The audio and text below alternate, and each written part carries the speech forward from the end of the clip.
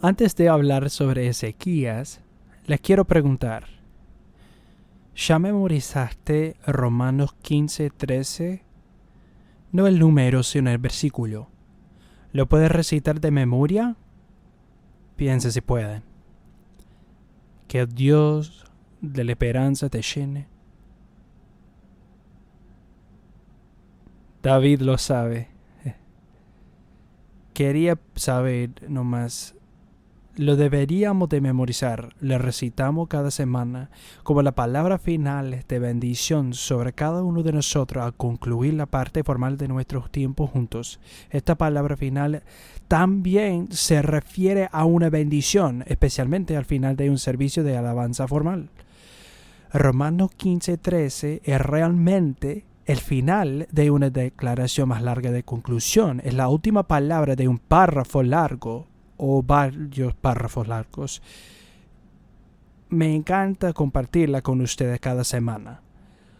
Un día mi hija Natalie me lo escribió y dije, qué bueno es este versículo, porque nunca lo había visto de esa perspectiva. Y lo iba a decir durante este año.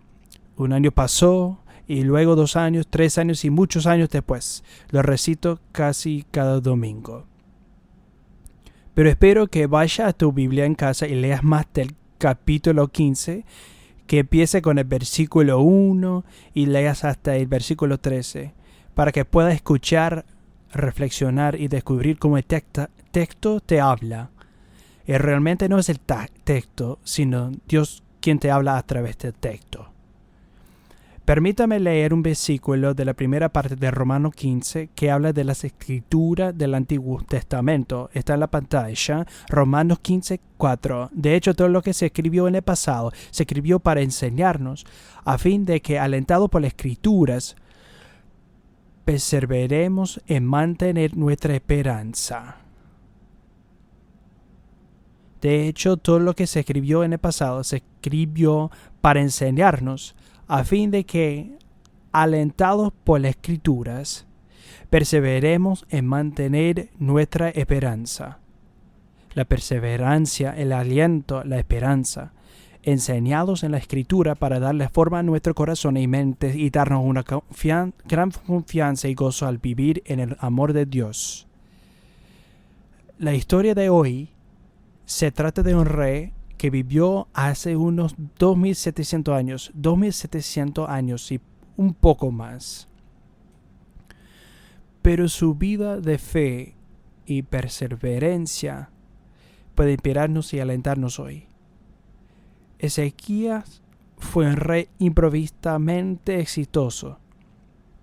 En alguna parte de su historia se cuentan en 8 libros distintos de la Biblia.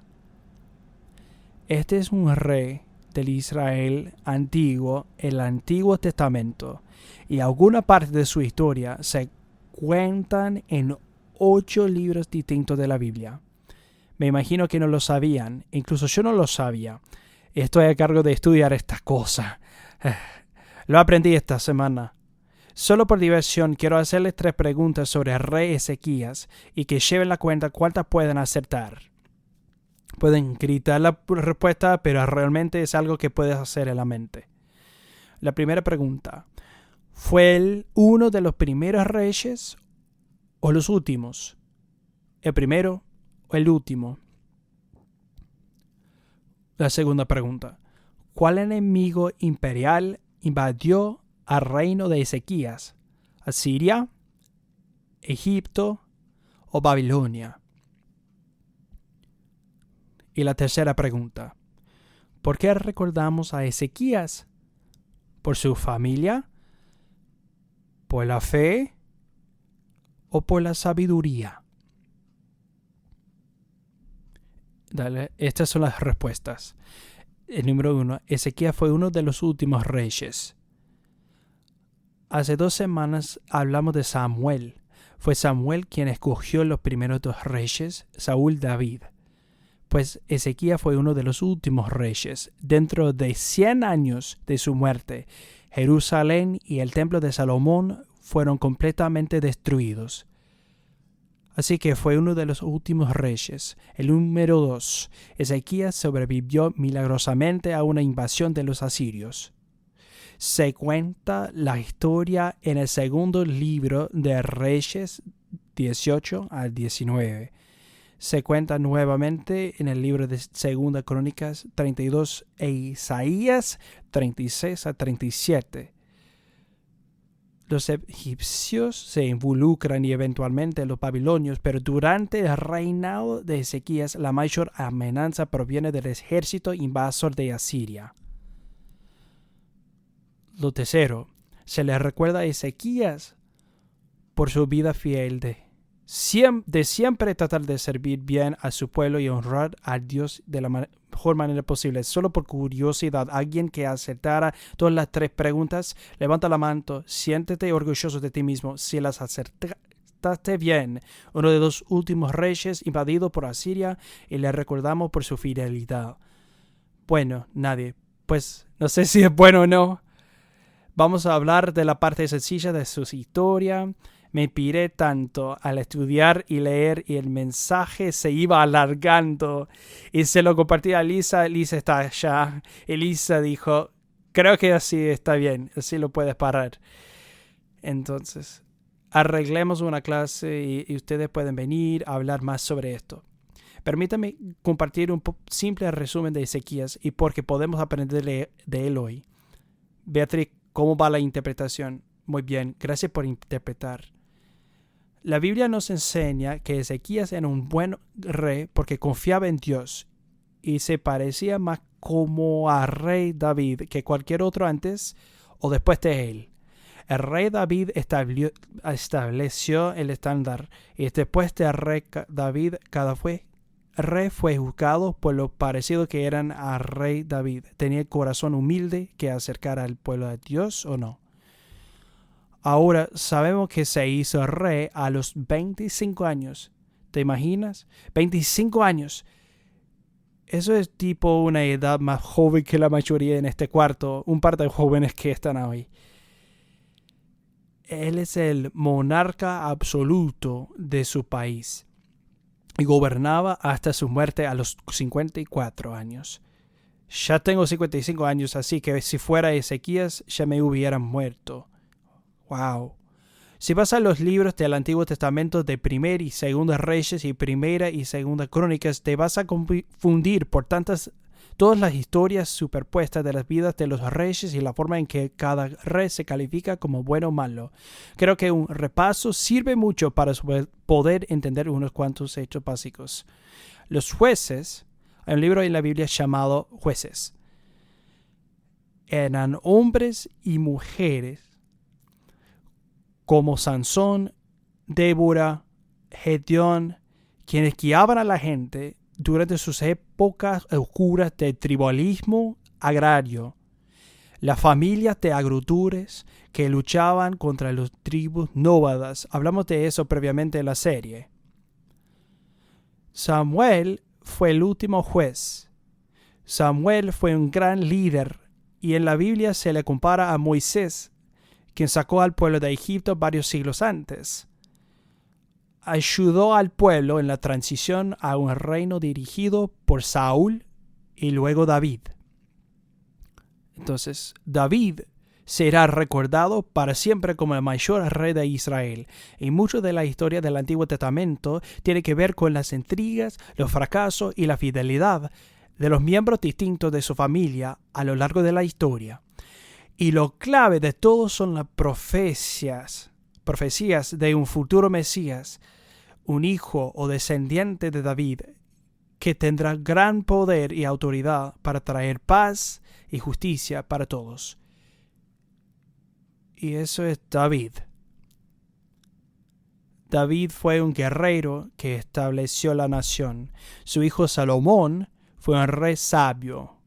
Un rey sabio se le conocía por su sabiduría, que desarrolló el comercio y el intercambio por todo el mundo conocido. Salomón construyó un templo magnífico, una de las maravillas del mundo, donde todos los pueblos del mundo venían ahora a honrar a Dios. Salomón se hizo famoso por su sabiduría otorgada por Dios. Aún así, su hijo, el hijo de Salomón, el nieto de David, se hizo famoso por llevar al país a la guerra civil. La nación de Israel, tan llena de esperanza y promesas, se dividió en el reino norte y el sur. Las 10 tribus norteñas se llamaban Israel y Samaria se convirtió en su capital. Las tribus sureñas de Benjamín y Judá forman una nación nueva llamada Judá. David es de la tribu de Judá. Y un día el Mesías, recuerdan que el descendiente de David profesaban que iba a venir, será llamado el león, como el líder de la tribu de Judá. David es de Judá. Judá forma parte del reino sureño. Estoy tratando de ayudarlos a entender. Nate refirió a eso en su enseñanza sobre el rey David y habló del león de Judá. Así que el primer y segundo libro de Reyes resumen la vida de los reyes, pero en realidad los resúmenes solo nos dicen si los reyes llevaron al pueblo a honrar y a adorar a Dios o no. Ves que en nuestra mente moderna leemos estos libros e historias como registros históricos. Si bien la información es histórica, puede encontrar estudios arqueológicos e históricos para verificar mucho de esto. Pero el contenido fue escrito para ser profético. No es una palabra que se usa mucho actualmente. La palabra profético significa que fueron escritos para revelar la perspectiva de Dios y sus intervenciones. Todo se cuenta de la comprensión de que nuestro mundo es material y espiritual. Cierta cultura entienden esto mejor que otras culturas. Creo que las fuerzas espirituales están actuando.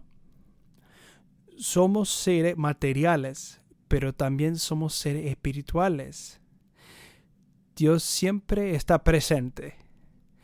Entonces nuestras elecciones pueden impactar e influir en muchas vidas e incluso en las generaciones venideras. Cuando lees el Antiguo Testamento, ese es el contexto o perspectiva que fue escrito. El primer y segundo libros de Crónicas registran más sobre el reino sureño de Judá. Los libros de Reyes se tratan más de Israel y los libros de Crónicas se tratan más de Judá. La tierra de Judá es la ciudad natal de David. El templo de Salomón está en Jerusalén, la ciudad de los reyes, también en Judá. El segundo libro de Crónicas se puede leer realmente como un informe del estatus del templo. Si la gente honraba a Dios, la adoración del templo, su fe en Dios y su vida nacional se resumen en una declaración sobre el rey. Honraba o no a Dios durante su reinado. Entonces, si vuelves y lo lees, vas a ver eso. No habla de su comercio y todas las cosas que hizo.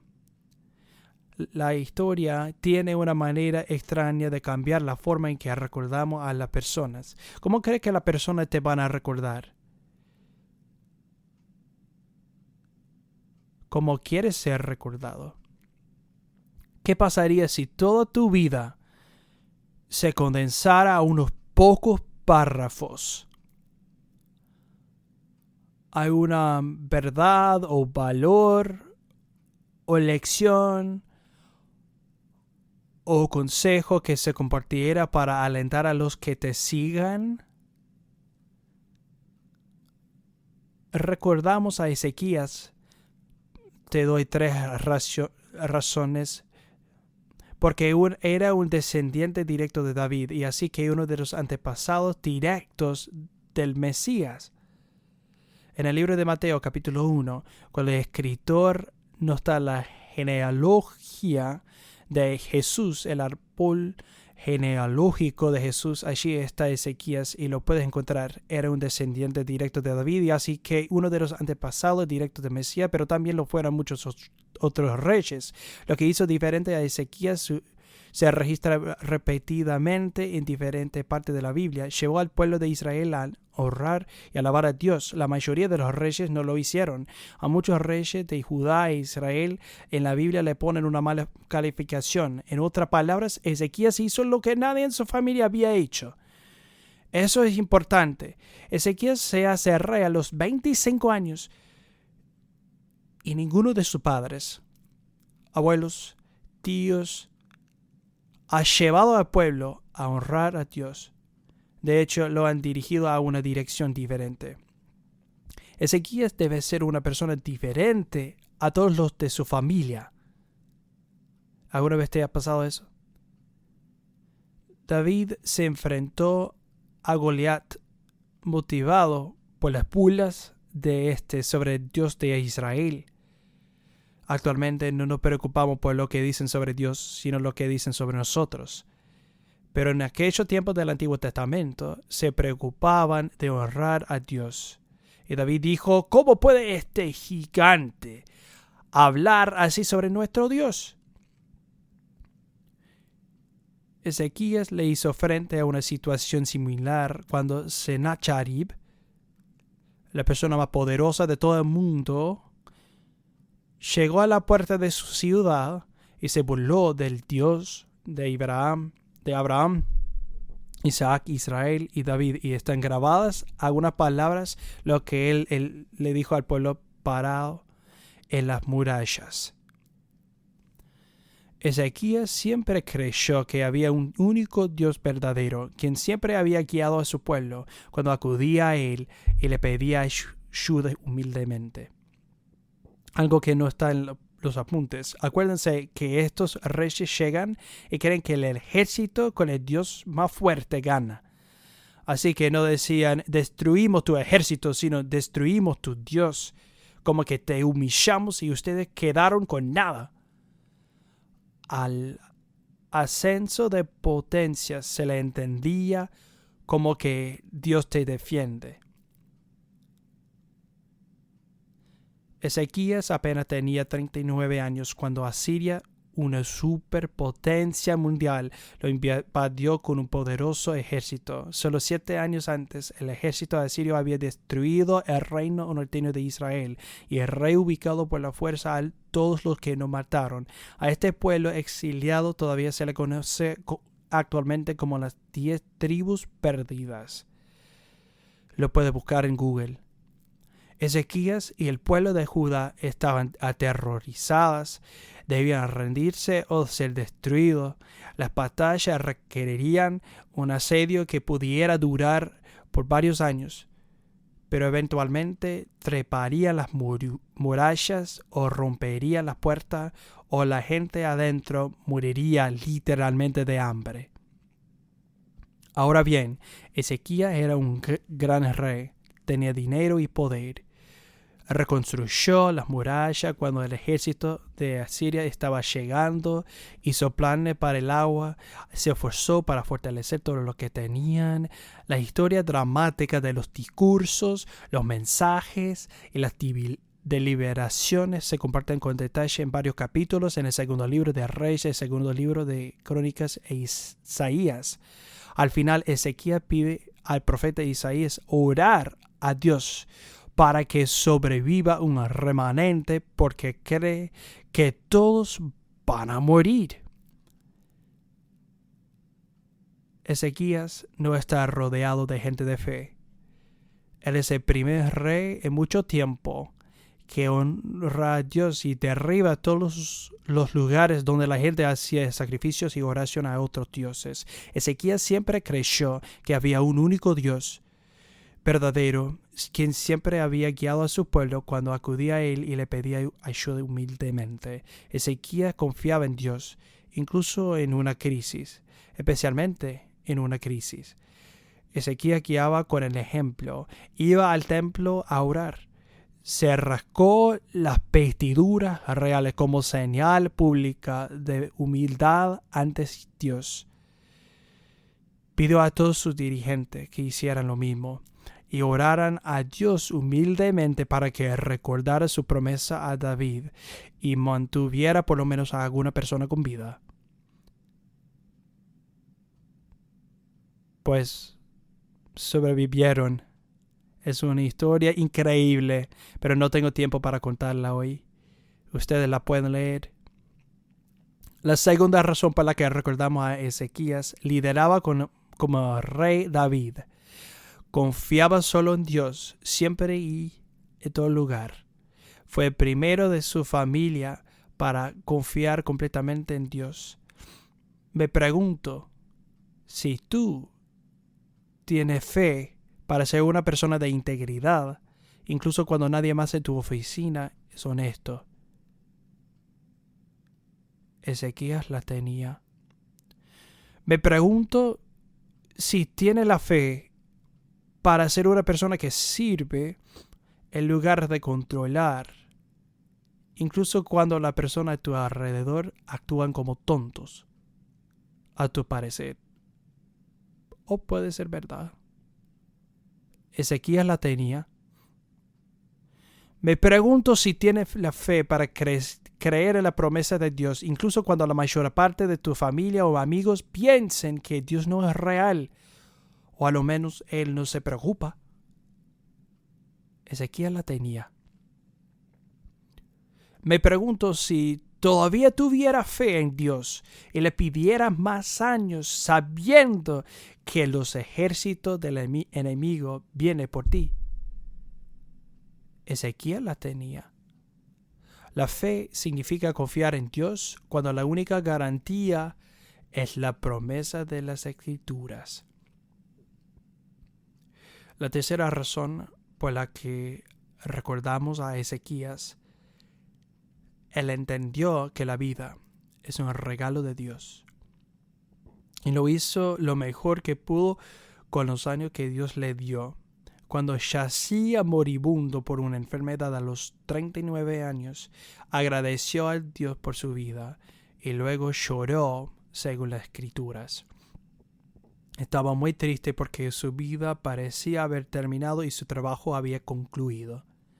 Si lees esta historia en tu Biblia, esto pasa después de la invasión asiria, pero realmente ocurrió antes de la invasión asiria.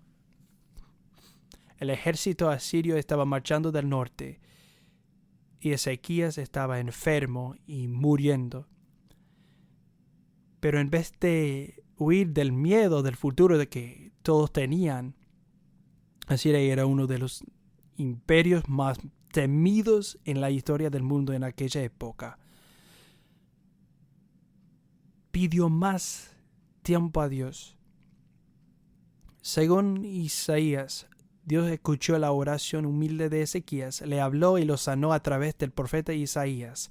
Isaías registra que Dios realmente le dijo a Isaías una receta para curarlo y que Dios le daría a Ezequías 15 años más. Ezequías sí vivió por 15 años más. Gobernaba hasta los 54 años. Agradeció a Dios por la experiencia y dijo que había aprendido la humildad y gratitud. Dijo que compartiría esta lección con sus nietos. Ezequías creyó que Dios nos da vida y determina el número de nuestros días. Este es un tema común en las Escrituras. Cuando creemos en la promesa de Dios, vivimos para honrarlo y ayudar a otros en el camino. Hacemos lo que podemos mientras Él nos da fuerza y dejamos que nuestras vidas transmitan un mensaje de esperanza y aliento a todos los que nos pueden recordar cuando ya no estemos. Bueno, escribir un par de cosas en la pantalla. Todos somos seres materiales que un día confrontarán a la muerte. Todos somos seres materiales que un día confrontarán a la muerte, pero todos somos seres espirituales que tenemos la promesa de resurrección. Todos seremos recordados por unos pocos durante un tiempo. ¿Cómo quieres ser recordado?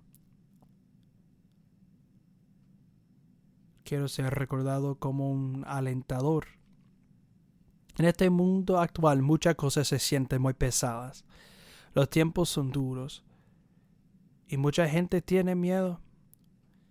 Ezequías se enfrentó a tiempos más duros que los tuyos y míos y pidió a sus amigos que oraran. Luego él mismo fue al templo a orar, confió en las promesas de Dios y vivió como si fueran verdad. Dios nos muestra a través de Ezequías que en los tiempos más oscuros, nuestra mejor esperanza siempre será confiar en las promesas de Dios. Romanos 15, 1 a 13. Se trata de recordar a los que pasaron tanto para que podamos animarnos y encontrar una nueva esperanza en Dios. Por eso le pidió a Alejandro y Miquea que aprendieran esta canción nueva y que nos la enseñara, inspirada realmente por una parte del famoso Sermón del Monte de Jesús, donde básicamente él dice: confía plenamente en Dios y tendrás todo lo que precisa. Capaz no todo lo que quiera, pero todo lo que precisa. Es solo en español, pero bastante fácil de aprender. La vamos a cantar la mayoría de la semana durante un tiempo. Quiero orar para concluir el mensaje y que Alejandro y Miquea vengan. Vamos a cantar la canción de nuevo para llenarnos de esperanza y energía. Oremos. Vengan, por favor. Padre Celestial, hay circunstancias en la vida donde parece que estás tan lejos que es loco pretender que la oración es todo lo que necesitamos. Sabemos que Ezequías no solo iba al templo a orar, reconstruyó la ciudad, hizo planes, trabajó con sus líderes, preparó su ejército, hizo todo lo que sabía que hacer. Pero la parte más significativa de su vida fue cuando decidió poner su confianza en ti. Entonces, Señor, oro por cada uno acá, en sus circunstancias oscuras, en sus tiempos difíciles, que nos des el regalo de fe para poder confiar y saber que si hacemos lo mejor posible y te acudimos y decimos: Dios, guíame, muéstrame el camino, que vendrás a ayudarnos a encontrarlo. Nos darás todo lo que precisamos para seguir adelante. Entonces, danos valentía y fuerza para la próxima semana. Llénanos de tu esperanza. En el nombre de Cristo. Amén.